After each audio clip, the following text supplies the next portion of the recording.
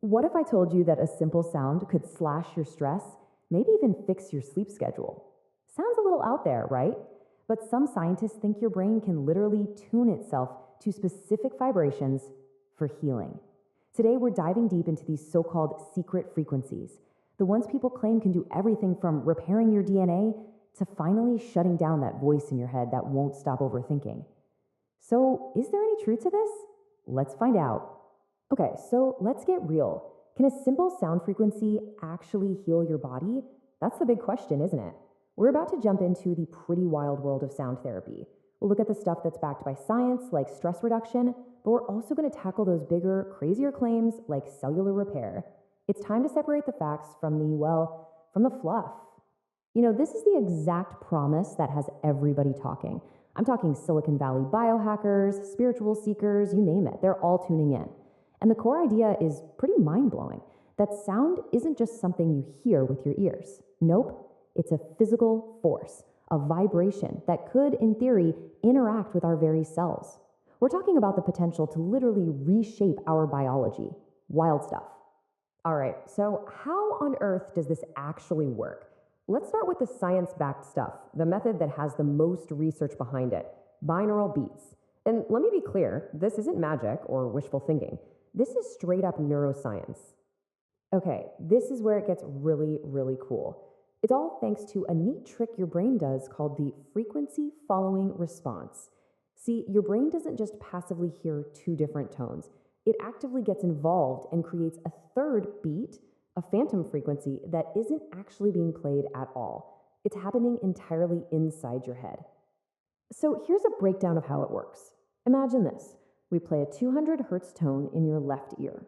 Then a slightly different one, 210 hertz, in your right. What happens next?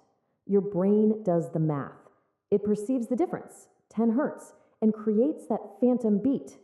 And then the amazing part, your own brain waves start to sync up with that 10 hertz frequency.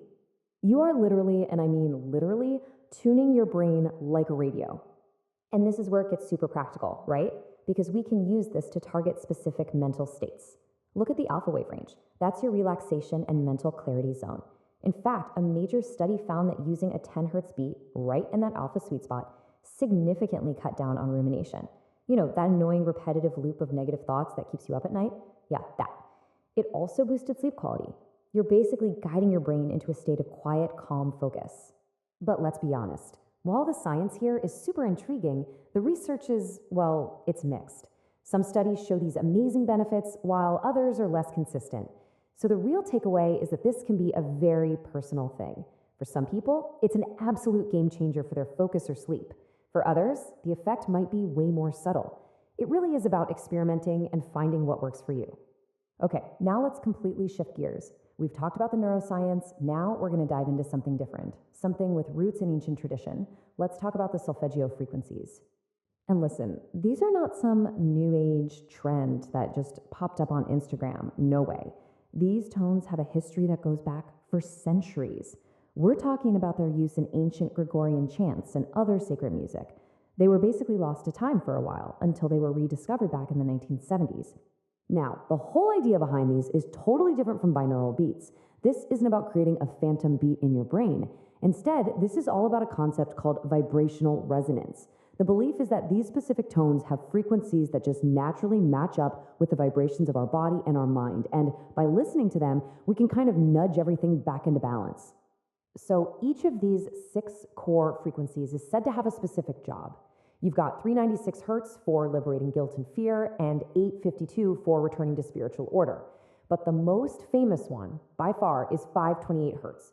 You might have heard of it. It's called the love frequency, or the miracle tone. Now, while the hard science is still playing catch-up, there are some studies suggesting it can lower biological stress markers. And anecdotally, people even claim it can help with DNA repair. And this is really the crucial difference, With binaural beats, we have a clear, measurable effect on brain waves. But with solfeggio frequencies, the support is almost entirely anecdotal and based in spiritual belief. But for the millions of people who swear by them, that powerful personal experience is often way more convincing than any scientific paper ever could be. Okay, so how do these more spiritual ideas actually connect to our physical bodies? Where does the rubber meet the road? Well, according to ancient wisdom, the answer lies in the chakras. These are believed to be energy centers, and they form this absolutely fascinating bridge between ancient philosophy and modern anatomy. Just look at this chart. This is where it all starts to click together. This isn't just some abstract spiritual concept. Each one of the 7 major chakras corresponds directly to a major endocrine gland in your body. For example, your root chakra, that's linked to your adrenal glands, the things that control your stress response. Your solar plexus, that connects to your pancreas and your digestion. So the theory goes, if you use sound to balance a chakra, you're also directly influencing a very real, very physical system in your body. Okay, so with all this talk of vibrations and frequencies, you're probably asking a pretty important question. Is this safe? So let's talk about the risks, and then we'll get into a practical guide on how you can start experimenting with this stuff yourself. This leads us right into a massive debate you'll see all over places like Reddit. Can these frequencies actually be dangerous? Some people point to Nikola Tesla, who famously claimed he could destroy a building just by finding its exact resonance frequency. And it makes you wonder, right? If it can do that to a building, could a certain sound have a negative effect on the human body? Now, there are some pretty wild stories out there. Some users have reported getting trapped in lucid dreams when they experiment with really heavy binaural beats. But for the most part, the scientific consensus is pretty clear. The real risk for most people isn't some mystical danger. It's just listening at a volume that's way too loud. Seriously, the biggest danger is damaging your hearing. So please, always keep the volume at a moderate, comfortable level. So you want to try this for yourself? Here's how to start. First, figure out your goal. Are you looking for a scientific focus boost or more spiritual wellness? Second, think about your timing. An interesting tip from Hindu philosophy is to practice during Brahma Muhurta, which is between 4 and 6 a.m., supposedly when universal vibrations are at their peak. And third, don't forget you can use your own voice. Chanting simple bija mantras, like Lam for the root chakra, creates its own internal vibration that's believed to match these healing frequencies. All right, so we've looked at 2 very different paths to get to the same goal of sound wellness. One is very scientific, the other is more spiritual. So when you boil it all down, the choice is really yours. Are you looking for a scientific tool to directly influence your brainwaves? Then binaural beats, which require headphones, are probably your best bet. Or are you looking for a more spiritual, holistic practice to help balance your energy? In that case, the ancient tradition of solfeggio frequencies might be what you're after.